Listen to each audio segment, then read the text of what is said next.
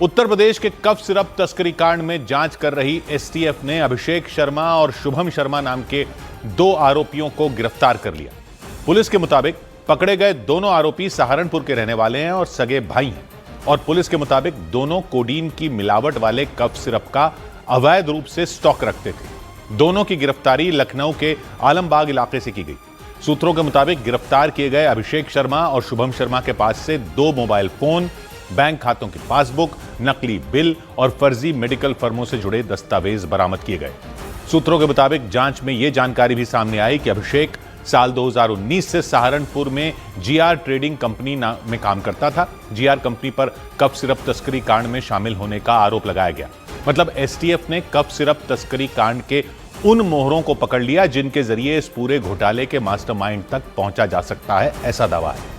क्योंकि सूत्रों ने बताया कि गिरफ्तार किए गए अभिषेक शर्मा और शुभम शर्मा ने इस तस्करी के बारे में कई अहम जानकारियां दी और सूत्रों के मुताबिक पूछताछ में अभिषेक शर्मा ने बताया कि जीआर ट्रेडिंग कंपनी के मालिक विशाल और विभोर भारी मात्रा में कोडीन केमिकल से बना कफ सिरप दिल्ली से मंगवाते थे और इसके लिए वो फर्जी फर्मों के दस्तावेज लगाते थे। लेकिन कफ सिरप को नशे के लिए बिहार, झारखंड, पश्चिम बंगाल होते हुए बांग्लादेश भेज दिया जाता था। पुलिस सूत्रों के मुताबिक गिरफ्तारी के बाद अभिषेक ने बताया कि विशाल राणा और विभोर राणा का चार्टर्ड अकाउंटेंट पूरे कारोबार का हिसाब किताब रखता था। मतलब जीआर ट्रेडिंग कंपनी दवा कंपनियों से लिए गए कफ सिरप को असली मरीजों तक पहुंचाने के बजाय इसे अवैध तरीके से बांग्लादेश और दूसरे इलाकों में नशे के लिए बेच देती थी और मोटा मुनाफा कमाती थी। पुलिस के मुताबिक सहारनपुर का रहने वाला आरोपी अभिषेक शर्मा शुरुआत में जीआर ट्रेडिंग कंपनी में दवाओं की पेटियों की लोडिंग अनलोडिंग का काम देखता था, लेकिन पुलिस के मुताबिक काम की बारीकी समझने के बाद उसे जीआर कंपनी में बड़ी जिम्मेदारी दे दी गई थी। बाद में अभिषेक दिल्ली की एक दवा कंपनी का डिस्ट्रीब्यूटर बन गया। कफ सिरप तस्करी कांड में जांच के लिए बनाई गई एसआईटी ने भी 12 साजिशकर्ताओं के नाम जारी किए थे। एसआईटी की लिस्ट में जीआर कंपनी के मालिकों विभोर राणा और विशाल राणा के साथ अभिषेक और शुभम समेत कई लोगों के नाम शामिल थे और इस तस्करी मामले में मास्टरमाइंड बताए जा रहे वाराणसी के शुभम जायसवाल और उसके गुर्गे महेश सिंह पर पुलिस ने 25,000 रुपए का इनाम घोषित कर दिया और दोनों की तलाश तेज कर दी। कफ सिरप तस्करी कांड का पर्दाफाश होते ही दवा कारोबारी शुभम जायसवाल फरार हो गया था। उसके खिलाफ पुलिस ने धोखाधड़ी करने और नशे का कारोबार करने के लिए लगाई जाने वाली धाराओं के तहत मुकदमा दर्ज किया था। वाराणसी में शुभम के ठिकानों पर कई बार दबिश दी गई लेकिन उसे पकड़ा नहीं जा सका। वाराणसी के एडिशनल डीसीपी टी सरवन ने बताया कि पुलिस ने शुभम और उसके करीबी बताए जा रहे महेश सिंह पर 25,000 रुपए का इनाम घोषित कर दिया। तो लुकआउट नोटिस और रेड कॉर्नर नोटिस का प्रक्रिया भी किया जा रहा है।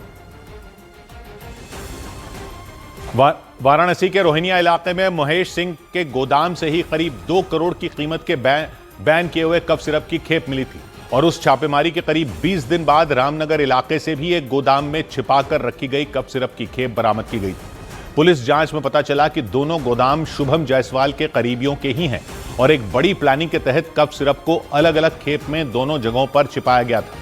वाराणसी के एडिशनल डीसीपी ने चेतावनी दी कि अगर शुभम जायसवाल जल्द गिरफ्तार नहीं होता है तो उसकी संपत्ति कुर्क करने की कार्रवाई शुरू कर दी जाएगी। पुलिस ने आरोपियों के खिलाफ लुकआउट नोटिस जारी करवाने की तैयारी कर ली।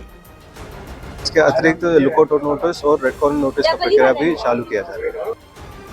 पुलिस इस पूरे गिरोह की सप्लाई चेन की भी जांच में जुट गई ताकि वाराणसी और आसपास के जिलों में फैले इस अवैध सिरप कारोबार का पूरी तरह पर्दाफाश किया जा सके। मतलब पुलिस यूपी के कफ सिरप तस्करी कांड के आरोपियों पर और ज्यादा सख्ती बरतने की तैयारी में जुट गई। इस सबके बीच इस घोटाले में अपना नाम उछाले जाने पर धनंजय सिंह ने सफाई दी और इस मामले में आरोपी अमित सिंह टाटा और यूपी पुलिस के बर्खास्त सिपाही आलोक सिंह के साथ की तस्वीरों पर अपना पक्ष रखा। ये बताइए, किसी से रिश्ते होना, कोई किसी का संबंध है, किसी के साथ किसी की फोटो है, उस आधार पर आप किसी को उसके साथ जोड़ देंगे, क्राइम में जोड़ देंगे? धनंजय सिंह के मुताबिक दोनों आरोपियों के साथ तस्वीर होने का यह मतलब नहीं कि उनके अपराध में उनका भी नाम घसीटा जाए। धनंजय सिंह ने इस घोटाले में उनका नाम उछाले जाने के पीछे एक बड़ी राजनीतिक साजिश बताया।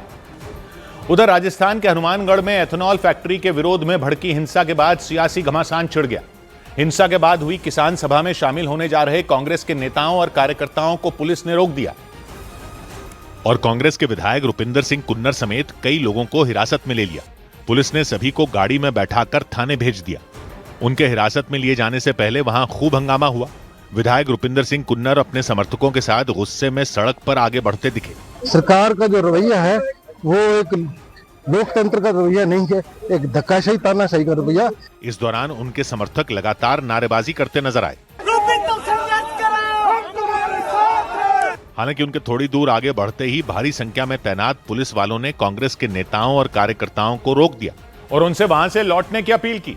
लेकिन कांग्रेस के विधायक और उनके समर्थक किसी भी कीमत पर एथेनॉल फैक्ट्री के विरोध में होने वाली किसान सभा में शामिल होने पर अड़े रहे और पुलिस वालों से भिड़ गए। इस दौरान श्रीगंगानगर की करणपुर विधानसभा सीट से विधायक रुपिंदर सिंह कुन्नर पुलिस अफसरों से बहस करते दिखे। आपको पता भी होना चाहिए कि वहाँ को गाड़ियाँ जा रही है कि नहीं जा रही? हमें क्यों रोका जा रहा है? क्या कोई भी नहीं जा रहा हनुमानगढ़ के? बहस के दौरान कांग्रेस के कार्यकर्ताओं ने जमकर नारेबाजी भी की। लोकतंत्र की हत्या हुई तो ईंट से ईंट बजा देंगे। कांग्रेस विधायक ने आरोप लगाया कि एथेनॉल फैक्ट्री का विरोध कर रहे किसानों पर बेइंतहा जुल्म किया गया।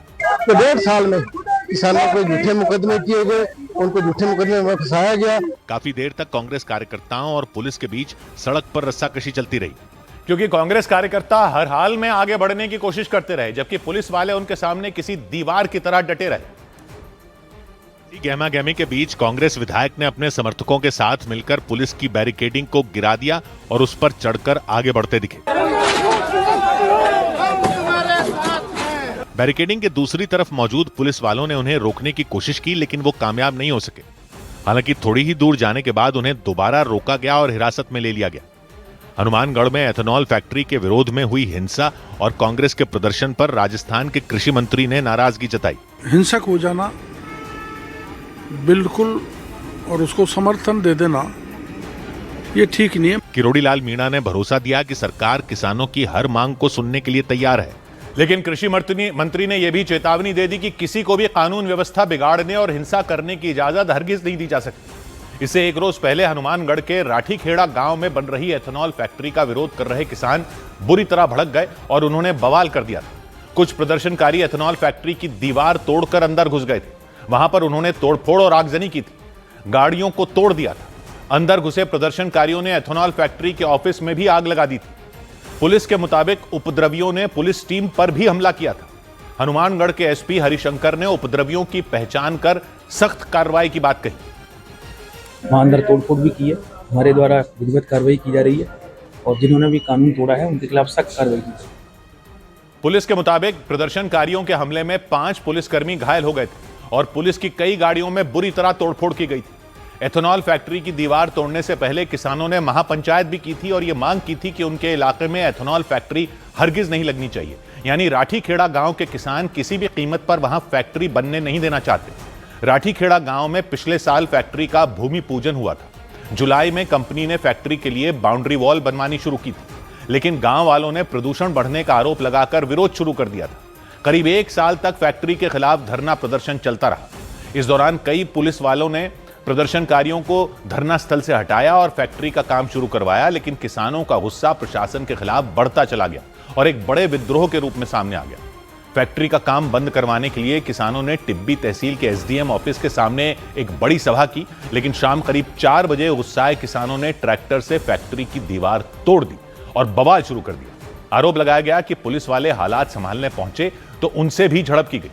पुलिस अफसरों की गाड़ियां तोड़ दी गई। हनुमानगढ़ के डीएम खुशहाल यादव ने बताया कि उपद्रव के दौरान 15 गाड़ियों में तोड़फोड़ और आगजनी की गई। खुशहाल यादव ने किसानों से शांति बनाए रखने की अपील की। कृपया करके कानून को हाथ में ना लें और शांति बनाए रखें।